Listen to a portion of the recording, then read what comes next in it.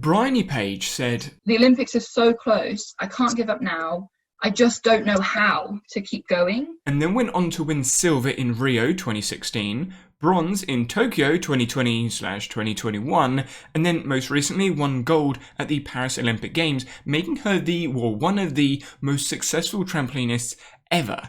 But how did she do that? How did she transition? For those that don't know, George Nissen invented the trampolines in the 1930s, and the first World Championships was held in London on March 21st, 1964. But the oldest trampoline competition is actually the Nissen Cup, named after George Nissen. Bryony Page actually competed in the most recent Nissen Cup, that was in Switzerland, June 2024, but she came 6th in finals. With 2024 being an Olympic year, I assume the focus was on the Olympics, not the Nissen Cup, but I don't know. What I do know is that trampoline was brought to the Olympics in the year 2000 at the Sydney Games. I declare open the Games of Sydney. But a lot has changed since then when it comes to the scoring system and the competition of trampoline in the Olympics. So, how did Bryony do it? Like most trampolinists, I think, Bryony started with gymnastics. Artistic gymnastics. After seeing and trying trampoline and the gymnastics coach is not qualified to push her onto the next level, Bryony decided to focus on trampoline. From that point on, she trained multiple times a week, but she didn't go full-time trampolinist until 2015, the year before the Rio Olympics. During that period before full-time trampolinist, between 2008 and 2010, Bryony experienced lost move syndrome, or the yips, or the twisties, or skill confusion, or whatever other name you want to put to the phenomenon. Essentially, Bryony went from doing 3 somersaults in one jump, so a triple, to doing just one sometimes. And that would be classed as a basic skill for her at that point. Now, I don't know the intricacies of the conversation Bryony had with her confidence coach, but I would love to know more about what those conversations were about. But over time, Bryony developed these strategies to help her complete these skills again, building back up to doubles and then triples. She worked with what she called a confidence coach, I think very similar to a sports psychologist. Now, from an ecological perspective, which is the perspective that I take, I would describe this using an organism-environment relationship. And I would describe this through embodied cognition, not the skill being acquired from somewhere, stored in the brain and then just repeated when you need it like a robot, but a skill developed in the organism-environment relationship, adjusting to the dynamics of human behavior and experiences. I did a video essay diving more into ecological psychology up there if you're interested.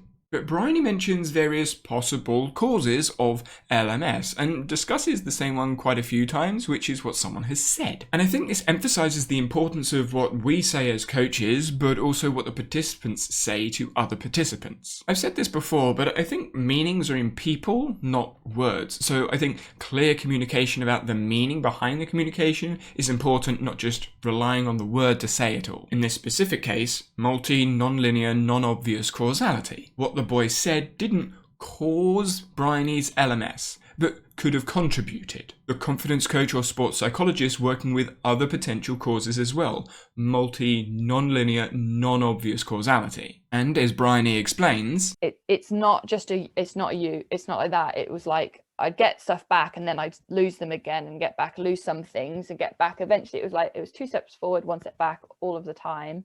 And this makes me think back to my sports coaching degree and all of the research I've done in coaching science and learning science and the many hours of psychology. Effective coaching is working with other people, which requires an understanding of human behavior, psychology. But unfortunately, psychologists were and still are in some places seen as red flags, as Bryony describes here. That started to be like, it was sort of like a taboo, that if you went to speak to the sports psychologist, then it was seen as, oh no, she's got a problem again. Sports coaching isn't just tactics. I think we all know that. Psychology, philosophy, physiology, biomechanics, behavior, all of the sports science ologies playing a role in effective coaching. Coates Gilbert wrote back in 2009 about effective coaching, something I referenced a few times during my degree. Effective coaching is the consistent application of integrated professional, interpersonal, and intrapersonal knowledge to improve athletes' competence, confidence, connection, and character in specific coaching contexts.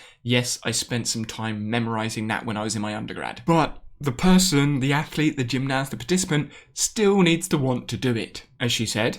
I wasn't really ready for the Olympics at that time. So what did she change? Focusing less on the results and more on personal improvements, working with her differences. So she adapted her practice to her height, but also her Osgood Schlatters, I think I've said that right, in her junior years. Knee pain, often discussed as an overuse injury from high impact stress like running and jumping.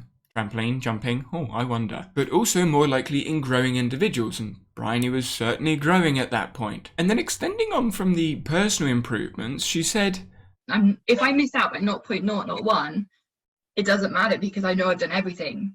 Which refers to the holistic approach to sports coaching, a bit of a buzzword, but all of the sports science ologies. Again, emphasizing the importance of sports science, yes, in high-performance sport and participation sport, but it also goes beyond sport into just physical activity or health and well-being. When I think about the Huberman Lab podcast, it's health and well-being focused, but most of the topics are from sports science and topics that I did in my sports coaching degree. Sport isn't the only reason sports people are deemed as healthier, however you measure healthier.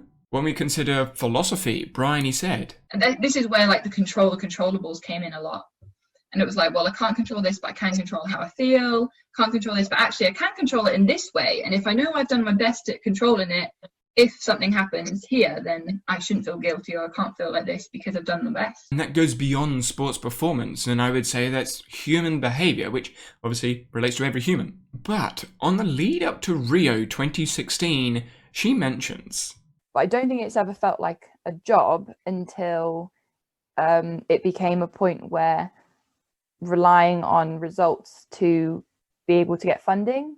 And I'm not trying to put words in her mouth, but this sounds like the feel of practice shifted because of the focus on results. She can control herself, she can control her training, she can control her execution in competitions, but she can't control what the others do. So if they are just better than her, what do the funders do? However, when it came to the moment that mattered in Rio, she medalled, she got silver, but not with the preparation you might have expected. So I'd done my 2 competitions, I've come back, done my warm-up for the final, come back, marched out. I'm like emotionally drained. I'm just knackered. And this for me reinforces and just shows that when you're at a competition, the Olympic routine, it will be different from practice. Now, moving forward to Paris, Bryony had the silver from Rio, had the bronze from Tokyo, and was the current world champion going into the Paris Olympic Games. I made a video before Paris about Ivan in the men's category, about the likely gold, which I got right, by the way, but Bryony was a likely gold in the women's category. So how did she deal with that? Yes, you've got the medals, yes, you've got the World Championships, she's also got the scores, the routines to do it, but she needs to execute. Earlier in the video, I mentioned that the scoring system in trampoline has changed a few times and will probably change in the future as well. So in 2024, in the Paris Olympics, we had 4 different scores making up a total score. Time of flight, the higher you jump, the higher the score. Horizontal displacement, the more in the middle, the higher the score. Difficulty, the harder the routine, the higher the score. And then execution,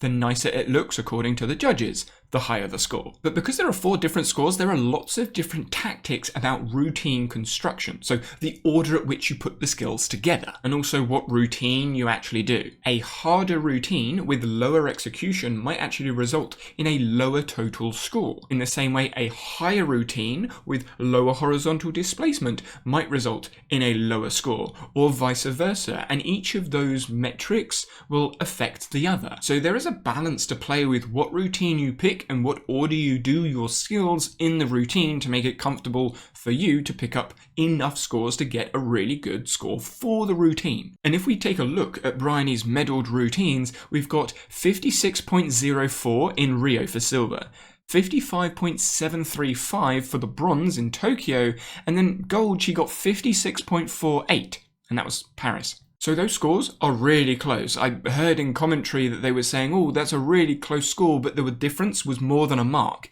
Well, in the Paris Olympic Games, there was more than a mark difference between first and fourth, so it's much tighter than just 1 mark. However, before we get to this final routine, you have to qualify to the finals, and you have to put up your best score. You get 2 chances to put up your best routine score to qualify. A routine is 10 skills, but you get scored for every skill, so you could get a really low score for crashing out on skill 4, for example. Something interesting that happened in the men's category was actually Ivan, his first qualifying routine was so good that in the second routine, he didn't do all of the skills, and he did some very simple skills as well because he had already qualified. But even with that, he posted a score, which wasn't actually that bad. However, when you get to finals, it's 0. So you start from 0 and it's just best routine wins. Now, I can only assume from previous comments, but with Bryony training at Lilleshore, a dedicated centre with centralised work, so nutrition, physiology, psychology, performance analysis, and all the rest of it to try and support Bryony going into the Olympics, plus Zach and Izzy, the other 2 members of the BG team in trampoline, they would likely have done mock competitions, trying to replicate the competition environment, so competition gear, lights, noise, crowd potentially, and then presenting and then judging, and as many things as they could to replicate the situation, my guess. And that was all in preparation for this routine. Now, if you're unfamiliar with trampoline, you may just see it and go, spinny flippy stuff. They all look roughly the same. So let's slow down and actually have a look at what the routine was. First skill, you can see she goes round 3 times in a pike shape forwards and then does a half twist out. So it's a triff, half out, piked. The second skill, she starts off rotating backwards and does a half twist in to 2 front somersaults and then a half twist out. So half in, half out, pike. The third skill is exactly the same as the first skill but a different position. So 3 somersaults, half out, tucked. So triff. Skill 4, she does a full twist in to the first somersault and a full twist out of the second somersault, and that was in the piked shape. So a full in, full out, piked. Skill 5 is similar, it's full in, but you can see she's going forwards instead of backwards because we've got a half out pike. So that's full in, half out pike. Then a double back somersault piked, a double front somersault piked with a 1.5 twist out in trampoline that's called a Rudy out, so piked Rudy out. Then another half in, front somersault, half out, so half in, half out, tucked this time. Then a double front somersault piked with a half twist out, so half out piked. And then to finish the routine, full in, full out, straight, instead of piked as she did earlier. Now, something you might have noticed is the skills going backwards and forwards and backwards and forwards, even with the twist. So the half in is a backwards and the half out is a forwards. And that just makes it a little bit simpler or easier to create the routine, combine the routine. But that's not for everyone. Now, something else you may have noticed is forward somersaults normally have a half twist. So the half out, double front somersault with a half twist, or triple front somersault with a half twist, or a full twist, then a half. So that's a Rudy. So we could have a Rudy out or a full in half out forwards. Whereas backwards, it's always full. So it's double back somersault piked, or full in, full out. That's 2 full twists, piked or straight. The reason is when you go forwards and you don't add the half twist, the landing's what's called blind. And backwards, if you add a half twist or a 1.5 twist, it's blind. In trampoline, we don't want blind landings because it's hard to land them, whereas in gymnastics, they're more common. And when I say gymnastics, I'm thinking artistic gymnastics. So if we have someone on a trampoline and you ask a trampolinist, do a single tuck front somersault or a pike front somersault, they might be more averse to it than an artistic gymnast because they are more used to doing a somersault without the half twist. Most trampolinists will say, can I do a Bryony? Front somersault half twist rather than just front somersault tucked. But now we're getting into the weeds of sports coaching and coaching trampoline, which if you're interested in, consider subscribing because there will be more videos about sports coaching, philosophy, psychology, biomechanics, literature, but then also trampoline.